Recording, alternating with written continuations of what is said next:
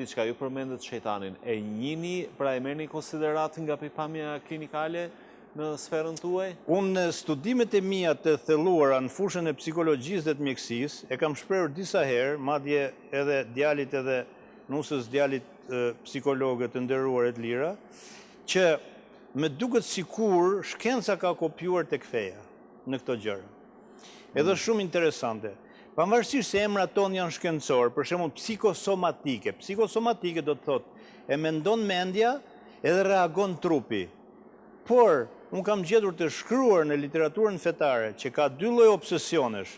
Obsesionin e mendime dhe veprime shkak për cilën bëhet shejtani, cili të fut në dyshim dhe të detyron të bësh një veprim, edhe që besimtari thotë mos ja bëj qefin shejtanit, mos i bëj këto veprime sepse të bëhet rrugë.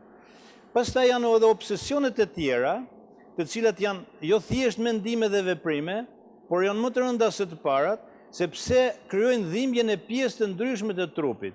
Unë kam dëgjuar besimtarë të nderuar, e hoxhë të nderuar, siç kemi dhe hoxhën këtu, por edhe hoxhët të nderuar Shqipërisë Ahmet Kalaja këto, që quhen domethënë dhimbje të krijuara nga shejtani.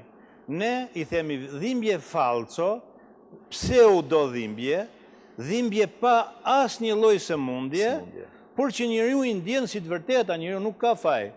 Ai mund të jetë atje shkon thot kam dhimbje therje për të operuar para pandësit, edhe analizat nuk nxjerrin që e ka. Mirë.